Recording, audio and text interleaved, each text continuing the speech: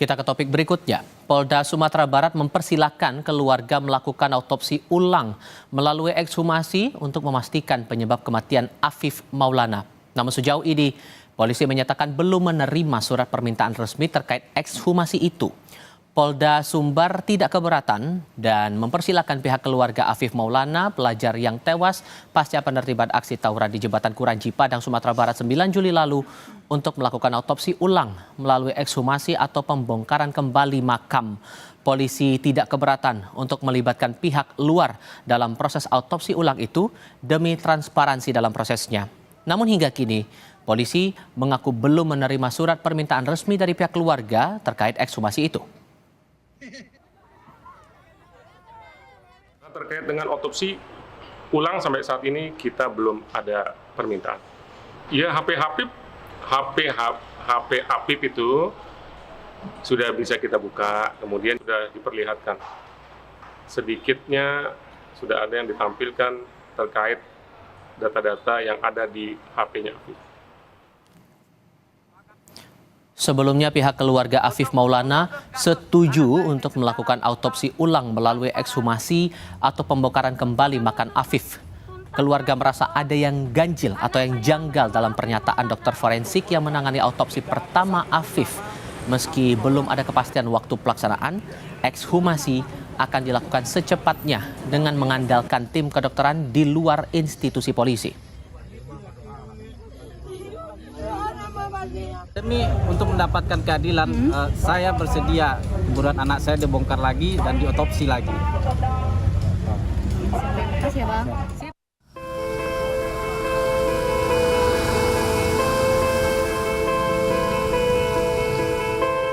Keluarga Afif Maulana, remaja yang diduga meninggal akibat dianiaya polisi di Padang, Sumatera Barat, mengikuti aksi Kamisan ke-821 di depan Istana Kepresidenan, Jakarta.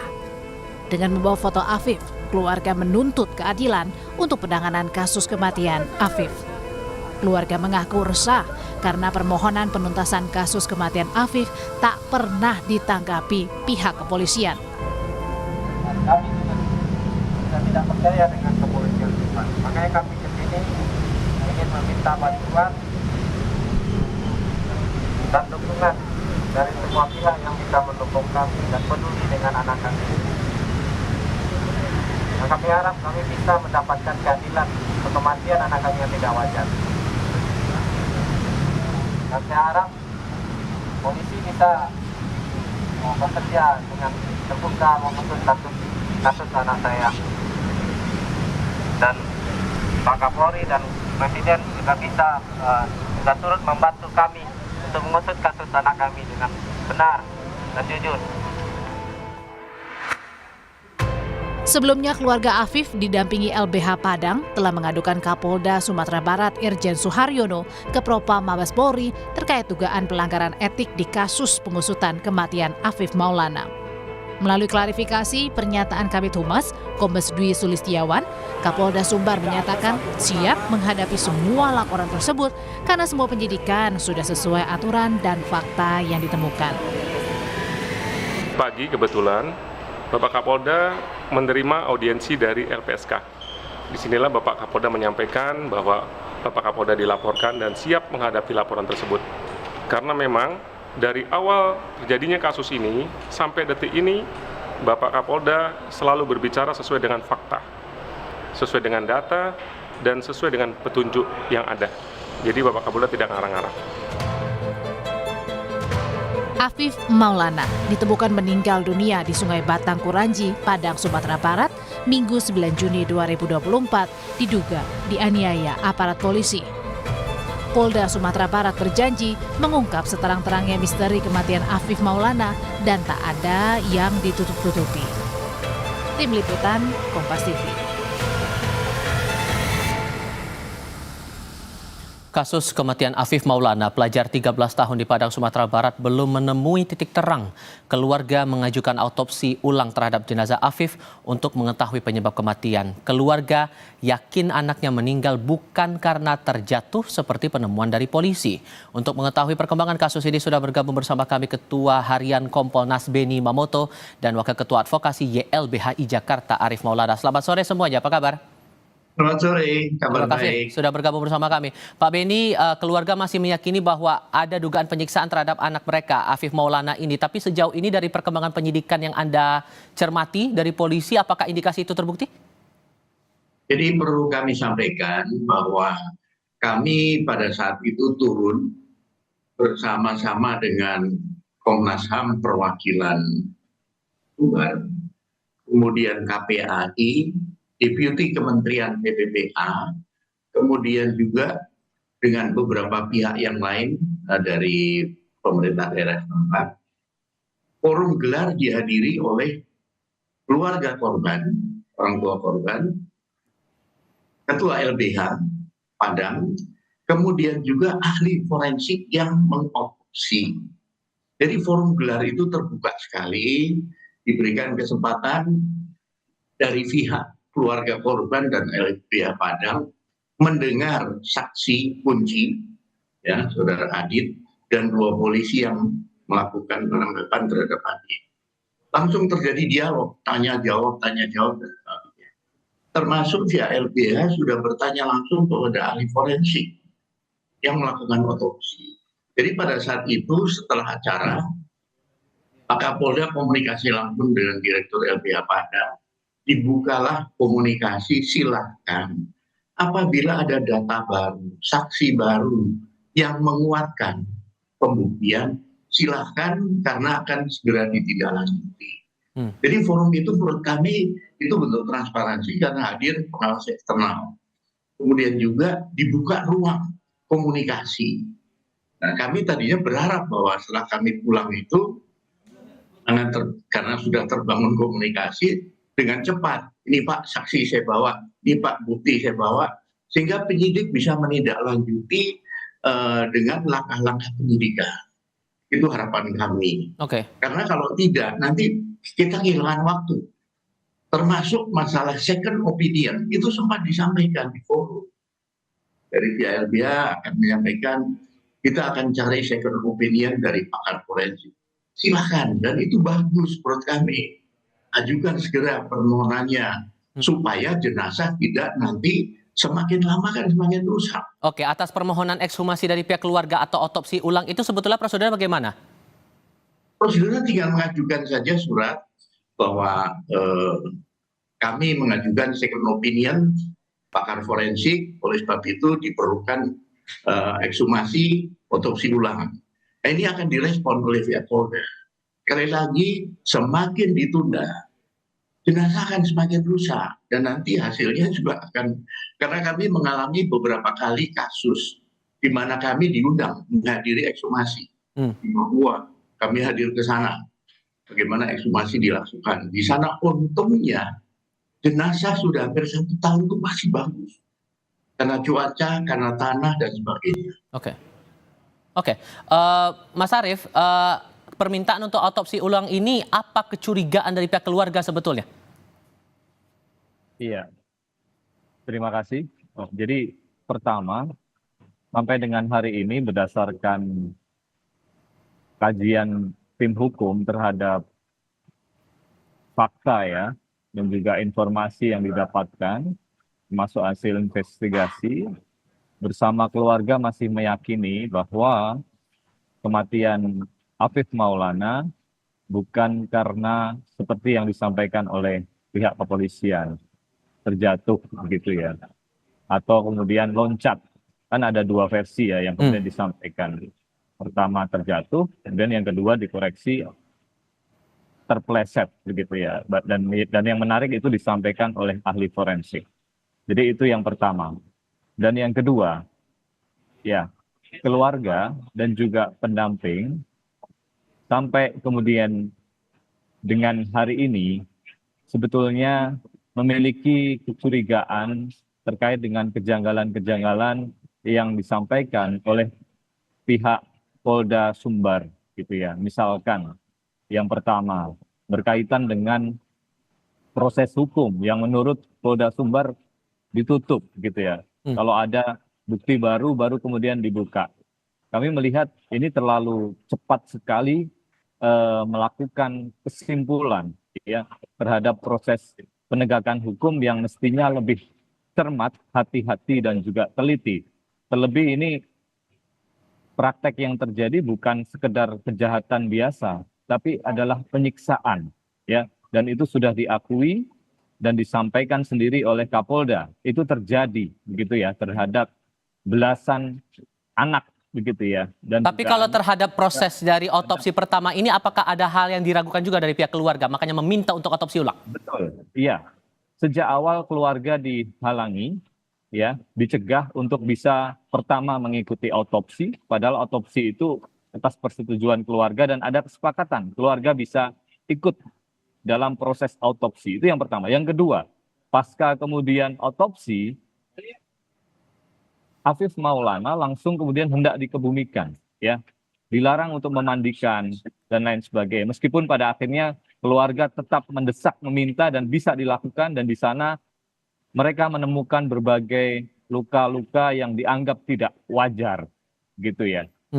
Itu yang kemudian membuat keluarga menduga bahwa ini bukan sekedar kematian biasa, tapi Afif Maulana bagian dari korban penyiksaan. Yang ketiga, ada upaya dari pihak Polsek ya setempat, dari kepolisian setempat, untuk kemudian meminta keluarga tidak membuka masalah ini, tidak menuntut, dan kemudian ada semacam santunan yang diberikan, yang itu menurut keluarga sangat janggal.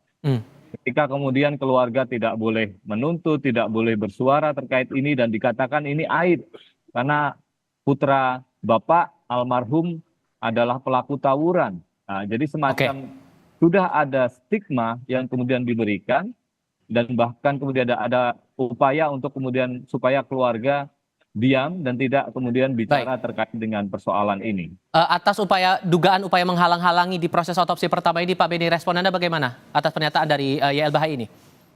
Ya, kami ingin menyampaikan dulu tambahannya. Ketika kami turun ke Polda Sumbar, saat itu HP dari Adit belum bisa dibuka, masih dalam proses.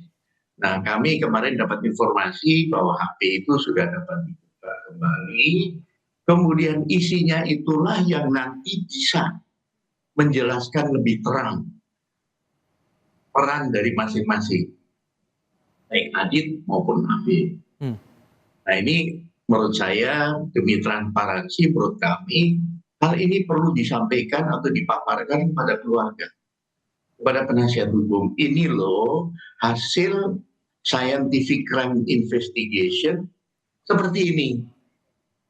Sehingga nanti satu-satu isu ini bisa dinetralisir. Terlibat tawuran nggak sih? Anggota grup nggak sih? Itu terjawab semua di HP. Sehingga dengan satu persatu bisa terjawab, ini tidak kemudian menjadi isu liar. Kami tiap hari terima pertanyaan WA, entah dari media, entah dari teman, entah dari mana, dari pegiat LSM dan sebagainya. Nah, ini kesimpulan kami, hal-hal yang dipertanyakan akan bisa terjawab. Dengan tadi, ini hasil HP yang dibuka, komunikasi bunyinya begini, silakan tafsirkan sendiri. Karena itu tidak direkayasa, karena itu memang komunikasi di antara mereka. Saya mau pastikan dulu Pak, soal proses scientific crime investigation terhadap kasus ini dari polisi mengaku sudah diberikan kepada pihak keluarga atau belum? Ini setahu kami belum, karena kan keluarga lebih aktif di Jakarta. Kalau saran kami sebaiknya diundang, supaya satu persatu tadi ya, isu itu bisa langsung diselesaikan, terjawab gitu. Siapa sih yang tawuran? Mana dengan mana? Apa peran anak-anak ini? Itu semua terjawab di HP itu. Saya kira satu hal yang penting juga bahwa selain Afif Maulana yang menjadi korban penyiksaan ya, Ini bukan sekedar penganiayaan, ini kejahatan, pelanggaran HAM berat, itu adalah 17 anak, begitu ya. Kurang lebih 17 anak yang kemudian ada di Polsek Kuranji, begitu ya. Dan yang menarik adalah, ya, ini tidak menjadi konsentrasi juga. Jadi penting untuk memperhatikan bahwa ada praktek penegakan hukum yang kemudian dilakukan secara tidak sesuai dengan prosedur hukum, dan bahkan kemudian melakukan pelanggaran hukum yang berdampak pada korban yang itu juga merupakan kelompok rentan anak. Saya kira ini penting. Dan yang lain lagi adalah, kenapa kemudian keluarga korban itu sampai ke Jakarta, mereka memperjuangkan ya transparansi berkeadilan, bagaimana apa yang disampaikan oleh Kapolri, proses hukum terkait dengan pengungkapan kasus Afif ini memang sejak awal tidak, kita melihat belum lah, dan tidak transparan begitu ya. Ada semacam upaya menutup-nutupi fakta. Tapi ada upaya tidak dari pihak polisi mengundang pihak keluarga untuk membahas lagi kasus ini, mendalami lagi kasus ini, Mas Afif? Belum ada. Makanya ketika Pak Benny Mamoto dari Kompolnas hadir, ini kan ada perubahan sikap dari Polda Sumbar. Awalnya mereka bersikukuh bahwa proses hukum terhadap seluruh anak itu sesuai dengan SOP, tidak ada pelanggaran, ya, bersikukuh demikian, dan kematiannya wajar. Tapi kemudian pasca Pak Benny hadir beserta dengan lembaga-lembaga negara yang lain, berubah posisinya. Nah, ini yang kemudian juga membuat kita bertanya-tanya, jangan-jangan masih ada yang ditutup-tutupi, gitu ya. Dan dugaannya memang demikian. Makanya kemudian kami hadir ke Jakarta, teman-teman ke Jakarta, mengadukan persoalan ini ke Pak Kapolri, yang Pak Kapolri kemarin sudah memerintahkan Itwasum dan juga Propam di kasus ini. Saya kira ini adalah hal baik. Kemudian yang kedua juga kami meminta LPSK memberikan perlindungan terhadap para saksi. Jadi yang perlu diperiksa itu bukan hanya saksi kepolisian dan hanya Adit begitu ya, tapi juga saksi-saksi yang lain yang tahu dan bisa memberikan petunjuk, bahkan menjadi bagian dari saksi yang menjadi alat bukti untuk pengungkapan kasus ini. Ini yang kita perlukan, termasuk CCTV yang kemudian hilang. Laporan keluarga kepada pihak Polres Padang itu tanggal 10 Juni, 1 hari pasca kematian. Harusnya kemudian proses mencari keterangan, alat bukti itu sudah dilakukan. Tetapi yang menarik adalah apa yang disampaikan oleh kepolisian, CCTV hilang, CCTV terhapus. Dan ini yang kemudian harus menjadi pertanyaan kritis kita sebagai seorang penegak hukum. Itu yang kita lakukan.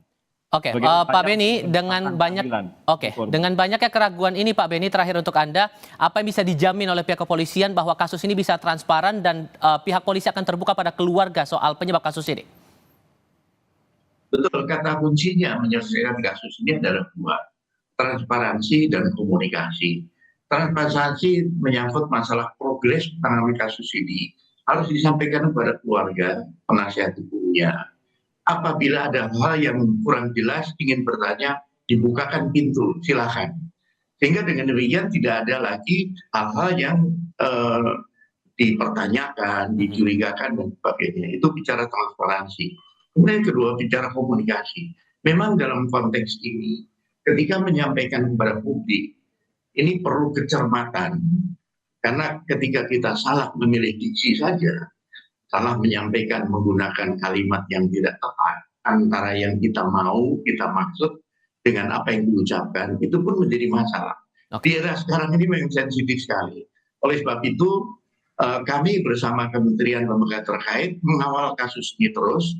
Kami terus berkomunikasi, masing-masing menyampaikan progresnya. Jadi ada yang sudah mendampingi anak-anak yang 17 itu, bagaimana untuk pendampingan secara psikologis dan sebagainya. Nah, kami secara bertahap juga terus memantau. Contohnya kemarin kan sudah dapat masukan, Pak sudah dibuka HP-nya, oh bagus, kalau gitu nanti hasilnya sebaiknya ini kalau saran kami dikomunikasikan kepada keluarga. Satu catatan Pak, bahwa anak-anak yang terlibat dalam geng motor apapun namanya, tawuran, ini tidak terjadi hanya di Padang, di berbagai kota. Oleh sebab itu peran orang tua menjadi penting, pengawasan terhadap mereka ketika keluar malam hari menjadi penting. Karena ini sudah dipetakan oleh pihak kepolisian di beberapa kota yang lain. Tapi yang penting juga adalah transparansi di balik kasus ini yang masih terus diusut juga oleh Polda Sumatera Barat. Pak Beni Mamoto, terima kasih. Mas Arief, terima kasih banyak sudah berdiskusi bersama kami. Selamat sore semuanya. Terima kasih. Terima kasih.